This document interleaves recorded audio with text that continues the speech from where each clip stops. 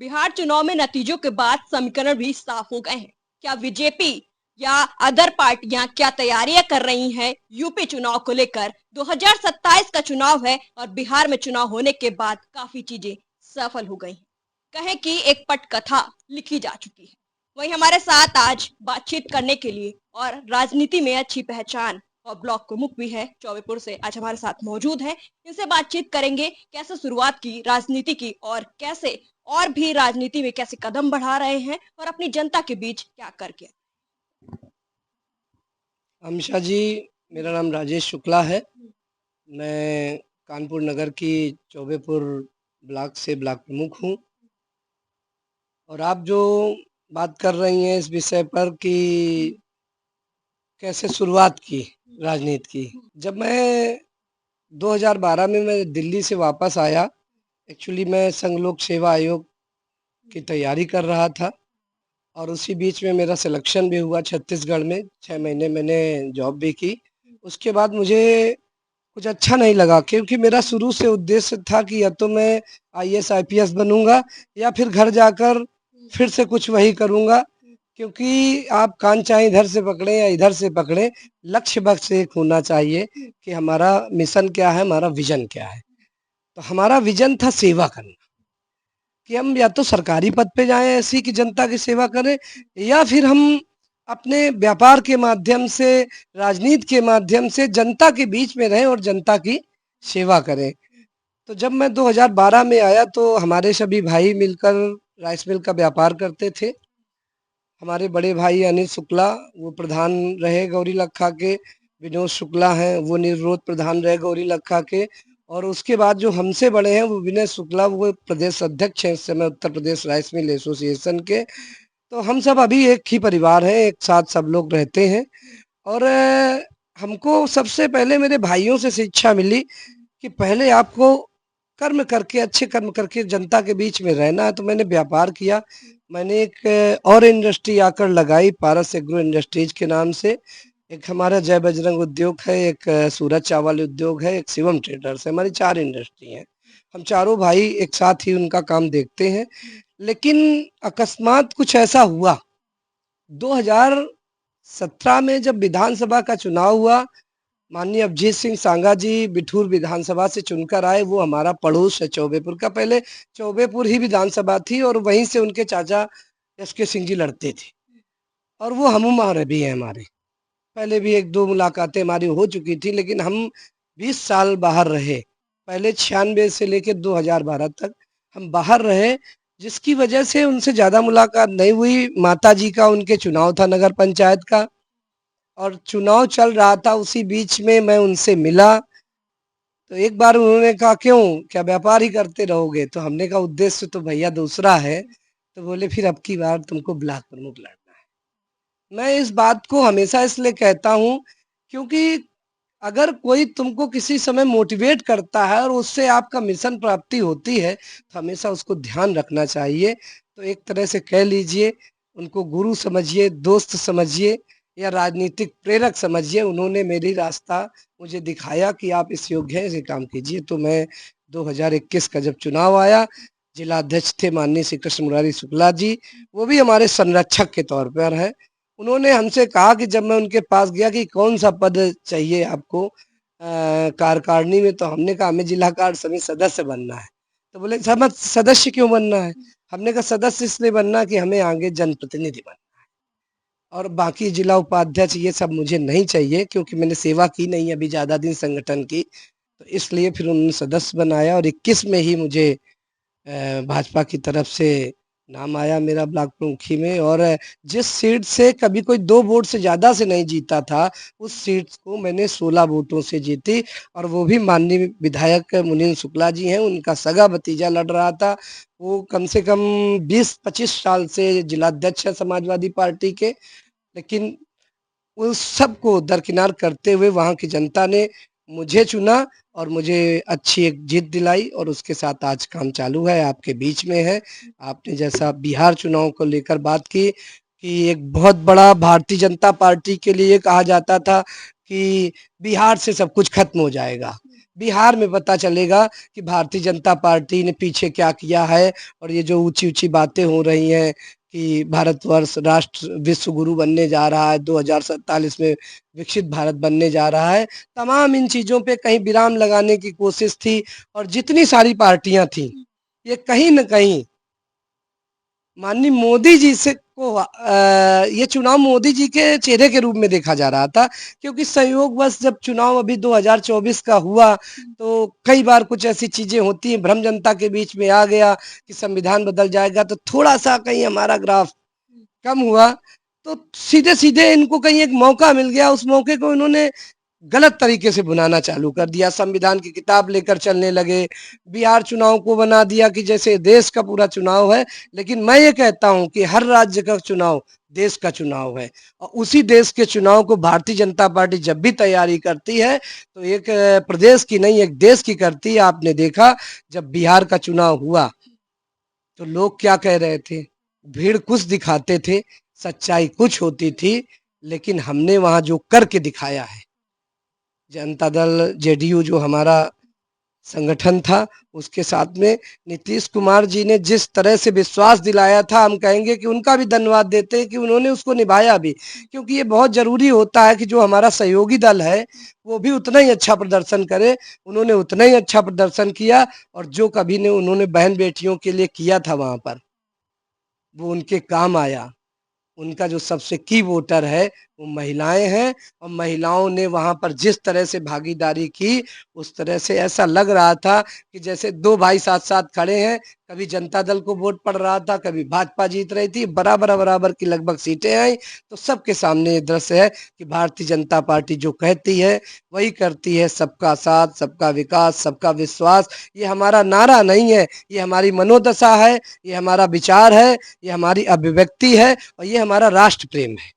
BJP को मजबूत करने के लिए आज कार्यकारिणी की लिस्ट भी आई है, देहात है और उत्तर दक्षिण की, और काफी 90 चीजों में अनुभव काम करा जा रहा है, और नए पदों की भर्ती की गई है, और नए पद भी ऐसे करे गए हैं जिसमें बहुत सारे जिलाध्यक्ष जो बदले गए हैं, उनके लिए क्या? आपने देखा होगा कुछ समय पहले मंडल अध्यक्षों का चुनाव हुआ था, तो मंडल अध्यक्ष तक का चुनाव बड़ी बारीकी से प्रदेश के द्वारा लिस्ट जारी की गई थी। आज जिला कार्यकारिणी की लिस्ट जारी हुई है, कल हुई थी वो। तो आप ये देखिए कि हमारा जो संगठन है वो इस तरह से कभी काम नहीं करता है, पूरा समीकरण बनाता है जिसमें सबका समावेश हो। क्योंकि वो नारा फिर से देखिए मुझे बोलना पड़ रहा है कि सबका साथ, सबका विकास, सबका विश्वास, ये हमारी लिस्ट में भी झलकता है। जिसकी भागीदारी जहाँ पर होनी चाहिए, जितनी होनी चाहिए, हम प्रयास करते हैं। हम भी जिला कार्य समिति के सदस्य रहे हैं, तो मैंने ये देखा है कि जिला कार्य समिति के सदस्य तक को खबर दी जाती है कि आपको ये करना है। आप देखिए, चाहे मन की बात हो या संगठन का कोई कार्यक्रम हो, या हमारे जो महापुरुष हैं इनकी जयंती हो, या कोई कार्यक्रम ऐसा होता है जिसको देश से जोड़ के, प्रदेश से जोड़ के, तो हम लोग सब लोग सड़कों पर रहते हैं। ये वो लिस्ट है जो सबको साथ में लेकर चलने का एक संदेश दे रही है। और हम सब भारतीय जनता पार्टी को आने वाले समय में, लगभग 2027 में विधानसभा चुनाव भी होने वाले हैं, तो हम उस परिदृश्य को भी देख रहे हैं। हम वो नहीं है कि जो रोज अपने घर में ही पहले बदलाव करते रहें। हम सबसे पहले अपने घर को तैयार करते हैं, उसके हिसाब से आगे काम करते हैं। हमारा घर अब तैयार हो चुका है, जिला कार्यकारिणी से मंडल कार्यकारिणी बन चुकी है। अब हम 2027 की तरफ धीरे धीरे मुड़ रहे हैं। जैसे आपने घर की बात की, तो चौबेपुर को कैसे देखते हैं? चौबेपुर तो हमारी जन्मभूमि है। एक छोटा सा श्लोक है रामचरितमानस का।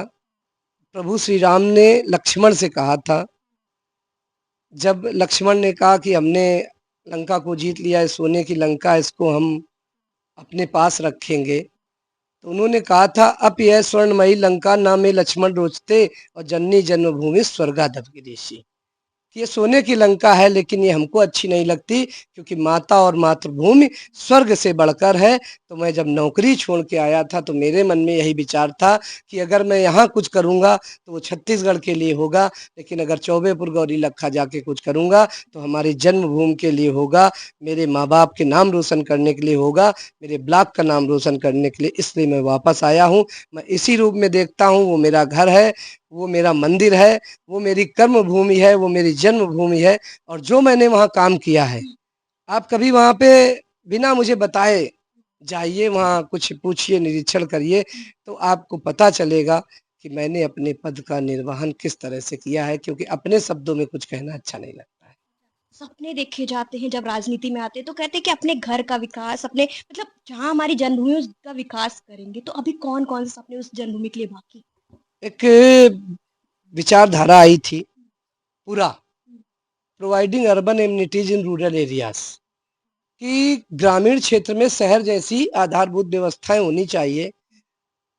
उस शब्द को मैंने, किसने दिया, कब दिया, ये मैंने नहीं देखा। मैंने उस शब्द को पढ़ा कि उसमें बड़ी सार है, ग्रामीण विकास का एक सार छुपा हुआ है कि शहर जैसी व्यवस्थाएं ग्राम में होनी चाहिए।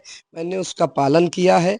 मैंने उसी के आधार पे, शहरों में क्या होता है, शहरों में पक्के घर, पक्की नालियाँ, पक्की सड़कें, पार्क, हॉस्पिटल, शिक्षा, ये सारी व्यवस्था है। मैंने उसका पालन किया। मैंने अपने यहाँ पे ऐसे-ऐसे पार्क बनाए हैं, जैसे परशुराम वाटिका कानपुर में है, वैसे ही मैंने साजेवरा में एक पार्क बनाया। आप कभी उसको देखिए जाके। एक त्रिलोकपुर में बनाया है, एक बिरुवा में बन रहा है, एक हमारे विकास खंड में अंदर परिसर में बना हुआ है। मैंने पानी की टंकी बनाई है। जो हम देखते थे कि शहरों में ज़्यादातर ये व्यवस्था होती थी शुद्ध पेयजल, तो मैंने पानी की टंकी बनाई है। पूरा इतना बड़ा आपके जैसा ये कमरा है, पूरी उसमें व्यवस्था, 300 लीटर प्रति घंटे ठंडा पानी जिनमें निकलता है। और मैंने उनको न्याय पंचायत वार भी बनाया। उसके बाद जो जितने तिराहे हमारे ब्लॉक में हैं, सब तिराहों पे मैंने वो पानी की टंकी स्थापित की, धर्मार्थ जगहों पर स्थापित की। अमृत सरोवर बनाए हैं हमने। हमने सरकारी संस्थान जो हमारे सरकारी थे उनको हमने उनका मरम्मत करवाई है। और जो विकास परिसर, जहाँ से विकास की धारा बहती है, वहां पर जब हम गए थे तो बैठने की ढंग की जगह नहीं थी। आज कुछ आपको फेसबुक पे मिल जाएगा, आप कभी देखिए, उस कंटेंट को जोड़िए। हमारे आप विकास खंड में जाइए तो एक आदर्श ब्लॉक की जो परिभाषा होती है उसको गढ़ने का, उसको बुनने का, उसके साथ चलने का मैंने पूरा प्रयास किया है। आप कभी जाएंगे तो आपको सामने दिखेगा। समय कम है, जल्दी से 27 के चुनाव की बात करें। 27 में चुनाव कैसे देख रहे हैं? 27 का चुनाव जो है वो युवाओं की आशाओं का चुनाव है। जो हम जैसे युवा हैं, जो कहा जाए कि अब ज़्यादा समय हम लोगों के लिए नहीं है, हम लोग 40 साल के बीच की उम्र रखते हैं, तो हम लोगों की आशाओं का ये चुनाव है। उत्तर प्रदेश की धरा पर माननीय मुख्यमंत्री योगी आदित्यनाथ जी को और भारतीय जनता पार्टी को पुनः स्थापित करने का चुनाव है, ताकि जो हमारे सपने हैं कि उत्तर प्रदेश भी 2047 के पहले एक विकसित प्रदेश बन जाए, जिसकी बड़ी लगन से माननीय मुख्यमंत्री जी काम कर रहे हैं, भारतीय जनता पार्टी काम कर रही है। हमारे बहुत ऐसे काम, आप किधर भी जाइए तो आप देखते हैं कि बड़े-बड़े फ्लाईओवर, बड़े-बड़े 6 लेन जो बन रहे हैं। किसी भी प्रदेश का विकास सबसे पहले जो होता है वो सड़कों से होता है, स्वास्थ्य से होता है, आपके भी पोस्टर शिक्षा से। देखे। मेरे पोस्टर देखे जा रहे, मैं एक मिनट आपका लूँगा। आप देखिए कितने एम्स बन गए। हम एक एम्स का नाम जानते थे। तो स्वास्थ्य का विकास उत्तर प्रदेश की धरा पर ज़मीनी स्तर पर हुआ है। कितने 6 लेन, कितने एक्सप्रेसवे बने हैं, ये मैं गिनती भी नहीं गिन सकता हूँ। मुझे याद सभी है, आपके पास समय नहीं है। लेकिन जो मैं देख रहा हूँ, ये देख रहा हूँ कि हम सबके सपनों का ये चुनाव है और हम सब इसमें लगे हैं। कुछ पोस्टर जो आप कह रही हैं कि अकबरपुर रनिया में दिखे हैं, बिल्कुल दिखे हैं। लोकतंत्र में तैयारी नहीं की जाती, लोकतंत्र में अपने आप को स्थापित किया जाता है कि मैं भी एक इसका अंग हूँ। मैं जब लोकतंत्र का अंग हूँ तो मुझे भी बहुत सारे अधिकार स्वतः मिल जाते हैं। मैं उस अपने अधिकार के तहत पोस्टर लगा रहा हूँ। अपनी जनता के बीच में पहुँचने का मतलब, किसी पार्टी के लिए 20 पार्टी के लोग पोस्टर लगाएं, जाएं जनता के बीच में जाएं, वो तो बाद का विषय है कि किसके हाथ में क्या आता है। लेकिन मेरा ये जरूर कहना है कि मेरे हाथ में जो आएगा वो पार्टी का विश्वास जरूर आएगा, पार्टी का साथ आएगा, मेरे कर्म मेरे साथ आएंगे और जनता को जो अच्छा लगेगा वही वो करेगी, उसी के लिए वो। विपक्ष में बैठे नेताओं को कैसे देखते हैं, जैसे अखिलेश यादव हो गए, इनको कैसे देखते माननीय अखिलेश यादव जी पूर्व मुख्यमंत्री रहे और समाजवादी पार्टी से अध्यक्ष हैं, पार्टी ही उनकी है, उनके पिताजी कई बार रहे। तो लोकतंत्र है, लोकतंत्र में विपक्ष सदैव होता है, वो अपना काम कर रहे हैं, हम अपना काम कर रहे हैं, लेकिन इतना जरूर मैं कहूंगा कि भारत की एक संस्कृति है और उस संस्कृति का नाम सनातन संस्कृति कहा जाता है। लेकिन सनातन संस्कृति से जब पार्टी कोई विमुख होकर चलती है तो हम जैसे जो सनातनी हैं कहीं ना कहीं उससे स्वतः दूर हो जाते हैं। और मैं यही बस संदेश देना चाहूंगा कि भारतवर्ष में चाहे जितनी पार्टियां रहें, उत्तर प्रदेश में कितनी पार्टियां रहें, पर ये वो देश है जो सनातन को मानता है, सनातन संस्कृति को मानता है। तो आप भी, और कहीं ना कहीं देखिए कि विरोध तो होता है, कभी होता है कि वैक्सीन नहीं लगवाएंगे लेकिन फिर पूरा परिवार लगवाता है, कभी राम मंदिर बनता है तो कहते हैं हम नहीं जाएंगे।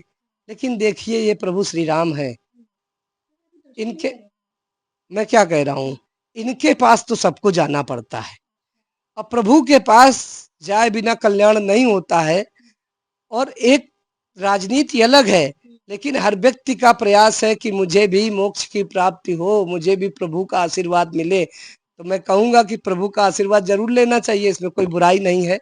मंदिर सबका है, पूरे देश का है, नहीं गए हैं ये उनकी विचारधारा है, इसीलिए जनता कभी कभी वही चुनाव करती है। बाकी आप सब जानते हैं, पूरी जनता जानती है। 1 मिनट में जल्दी से क्वेश्चन बताइएगा, क्या आंसर बताइएगा कि सीएम योगी के बारे में और पीएम मोदी के बारे में। राम लक्ष्मण की एक जोड़ी थी त्रेता युग में, तो मैं बस इतना ही कहूंगा कि ये राम लक्ष्मण की जोड़ी है। मोदी जी जो हमारे हैं प्रधानमंत्री जी जैसा कर्मयोगी आज पूरे विश्व में नहीं है। जहां वो पूरे विश्व में जाते हैं तो हम देखते हैं पूरी विदेश नीतियां नहीं, पूरे देश चेंज हो जाते हैं। उनके लिए जो सम्मान दूसरे देशों में है वो आप देख रहे हैं, क्योंकि अपने देश में तो सरकार बन गई उनकी 3 बार से, तो उस पर विषय कम बात करनी है। आप देखिए कि विदेश में क्या है, मोदी जी का कैसा सम्मान है। और मोदी जी ने जो देश के लिए सोचा है वो राष्ट्र प्रेमी है, और राष्ट्र प्रेमी हमेशा योग साधना में रहता है कि हमारा देश कैसे उन्नत करे। आज भारतवर्ष की जो स्थिति है आप देखती हैं कि जब चारों तरफ से मिसाइलें चल रही तो शिवालिक आ गया भारतवर्ष में। ये वो कूटनीति है, ये वो विदेश नीति है जो मोदी जी जैसे कर्मयोगी ही कर सकते हैं। और जहां पर माननीय योगी आदित्यनाथ जी की बात है तो उत्तर प्रदेश जो कभी गुंडों माफियाओं का प्रदेश कहा जाता था, हम जब दिल्ली पढ़ते थे अमित शाह जी तो मुझसे पूछा गया आप कहाँ से आए हैं, बोले कानपुर से आए हैं। अरे बोले ये कानपुरिया हैं, ये तो जो उत्तर प्रदेश है उसके की एरिया के लोग हैं, ये ठीक नहीं होते हैं। मैंने उस समय सुना, बोले वहाँ ये सरकार है, वहाँ सपा की सरकार, वहाँ बसपा की सरकार, ये करते हैं, लूट मार करते हैं, ये गुंडागर्दी करते हैं। तो मैं खुद बता रहा हूँ, लेकिन आज ये वो उत्तर प्रदेश है। जब मैं कभी राजस्थान सीकर घूमने जाता हूँ, जयपुर जाता हूँ, एमपी जाता हूँ, तो पता वहाँ के लोग क्या कहते हैं, वहाँ के लोग कहते हैं कि यार ये योगी आदित्यनाथ जी के यहाँ से आए हैं। अगर कहीं कमल का झंडा देख लेते हैं तो 1-2 माला भी कभी कभी पड़ जाते हैं। तो ये योगी आदित्यनाथ जी ने तप किया है और वो तपोनिष्ठ है, योगी है, उनके लिए जितनी प्रशंसा की जाए उतनी कम है। दूसरी चीज, उन्होंने एक सबसे बड़ा काम किया है कि सबका साथ सबके विकास के नारे को इतने अच्छे ढंग से लेकर चले हैं।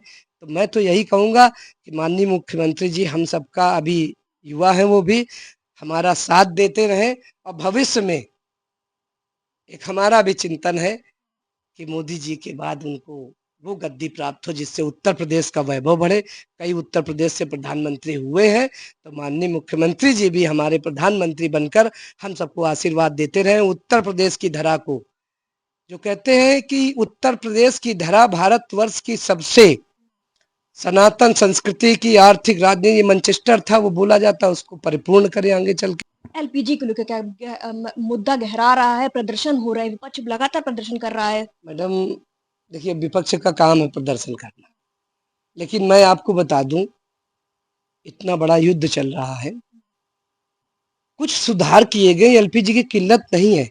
एलपीजी को सिस्टमेटिक तरह से बांटने का सिस्टम किया गया है, लोग उससे तुरंत परेशान होने लगते हैं। हर घर में जिसमें सिलेंडर वो 2 सिलेंडर और चाहता है।